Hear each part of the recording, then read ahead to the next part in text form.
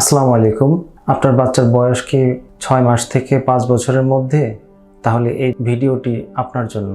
আমি ডাক্তার মোহাম্মদ জাকিরুল হক সম্রাট, বর্তমানে ঢাকা ন্যাশনাল মেডিকেল কলেজ হাসপাতালের মেডিসিন বিভাগে রেজিস্ট্রার হিসেবে কর্মরত আছি এবং একজন জেনারেল ফিজিশিয়ান হিসেবে নিয়মিত রোগী দেখছি ঢাকার দক্ষিণ কেরানীগঞ্জের আবদুল্লাহপুরে অবস্থিত হাজী মোহাম্মদ ইব্রাহিম মেমোরিয়াল হাসপাতাল ও ইফরাত মেডিকেল হলে।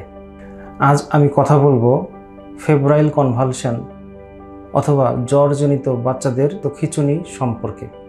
জ্বরজনিত খিঁচুনি অথবা ফেব্রাইল কনভালশন বলতে গেলে কিছু নির্দিষ্ট বৈশিষ্ট্য থাকতে হবে। সেই বৈশিষ্ট্যগুলো কেমন? বাচ্চার বয়স অবশ্যই 6 মাস থেকে 5 বছরের মধ্যে হবে।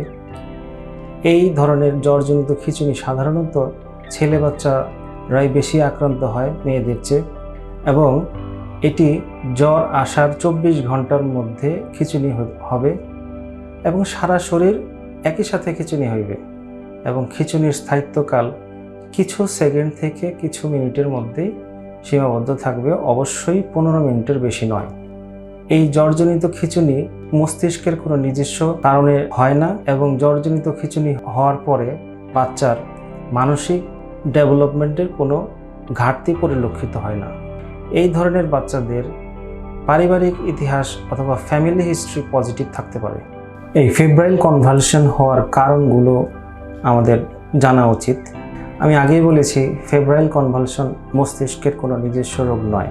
আমাদের মস্তিষ্কে খিঁচুনি হওয়ার জন্য এবং খিঁচুনিকে বাধা দেওয়ার জন্য দুটো প্রক্রিয়া বিদ্যমান, কিন্তু বাচ্চাদের জন্য যেটা হয় যে কোনো কারণে যদি জ্বর অথবা শরীরের তাপমাত্রা যদি হঠাৎ করে বেড়ে যায়, তাহলে খিঁচুনি হওয়ার যে প্রক্রিয়াটি আছে সেটি খুব দ্রুত প্রতিক্রিয়া দেখায় এবং খিঁচুনি হিসেবে শরীরে বহিঃপ্রকাশ ঘটায়। এই খিঁচুনি বা জ্বরজনিত খিঁচুনি হওয়ার জন্য মস্তিষ্কের নিজস্ব কোনো রোগ নয় যেহেতু, তাহলে আমাদেরকে এটা খুঁজে বের করতে হইবে যে জ্বরের কারণটা কি। অনেক সময় বাচ্চাদের নিউমোনিয়া অথবা কান পাকা রোগ, যেটাকে আমরা বলি অটাইটিস মিডিয়া, অথবা কোনো ভাইরাল ইনফেকশনের জন্য জ্বর আসতে পারে। আমরা অনেক সময় মনে করি যে অনেক জ্বর আসলে হয়তো বা এই ফেব্রাইল কনভালশন অথবা খিঁচুনি হইতে পারে, কিন্তু ঘটনাটা তা নয়। অনেক সময় 99 থেকে 100 ডিগ্রি ফারেনহাইট টেম্পারেচারেও কিন্তু জ্বরজনিত খিঁচুনি পরিলক্ষিত হইতে পারে। বর্তমানে গবেষণায় দেখা গেছে যে বাচ্চাদের আয়রন ডেফিসিয়েন্সি, অ্যানিমিয়া অথবা রক্ত স্বল্পতাও কিন্তু ফেব্রাইল কনভালশন হওয়ার একটি কারণ বলে বিবেচিত হয়েছে। কোনো বাচ্চা যদি জ্বরজনিত খিঁচুনিতে আক্রান্ত হয়, তাহলে তার অভিভাবক অথবা বাবা মা তাৎক্ষণিক কী করবেন, এই ব্যাপারে আমার কিছু পরামর্শ। কোনো বাচ্চা যদি প্রথম জ্বরজনিত খিঁচুনিতে আক্রান্ত হয়, তাহলে তার বাবা মারা অত্যন্ত ব্যতিব্যস্ত হয়ে যায় এবং অস্থির হয়ে যায়। এই ক্ষেত্রে আমার পরামর্শ হচ্ছে ধীরস্থির থাকা।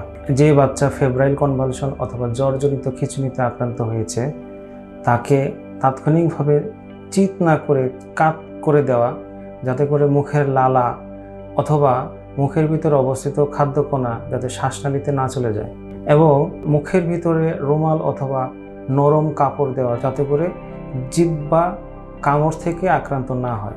এই ক্ষেত্রে অবশ্যই শক্ত কোনো জিনিস মুখের ভিতরে প্রবেশ করানো যাইবে না, যেমন চামচ। এটা ভেঙে হয়তোবা দাঁত ভেঙে যেতে পারে অথবা সেটা শ্বাসনালীতে চলে যেতে পারে।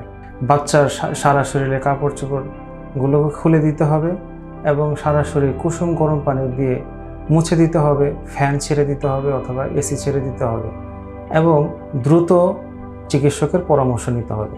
যে বাচ্চাগুলো ফেব্রাইল কনভালশনে পূর্ববর্তী ইতিহাস রয়েছে, তাদের অভিভাবকগণ ফেব্রাইল কনভালশন যাতে পরবর্তীতে না হয় সেই জন্য, অর্থাৎ প্রতিরোধে কি করবেন সেই ব্যাপারে আমার কিছু পরামর্শ।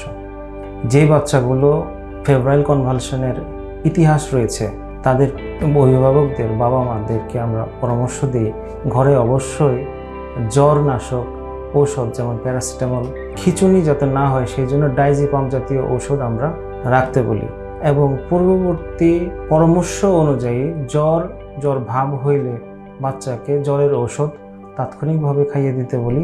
সাধারণ জ্বরকে অবহেলা না করে অতি দ্রুত চিকিৎসকের পরামর্শ নিতে বলি। এবং ভ্রমণের ক্ষেত্রেও বাচ্চা যদি তার পরিবারের সাথে কোথাও ভ্রমণে যায়, ভ্রমণের ক্ষেত্রেও আমরা তার অভিভাবককে একই জাতীয় ঔষধ প্যারাসিটামল এবং ডাইজেপাম জাতীয় ওষুধ সংরক্ষণ করতে বলি। ধন্যবাদ।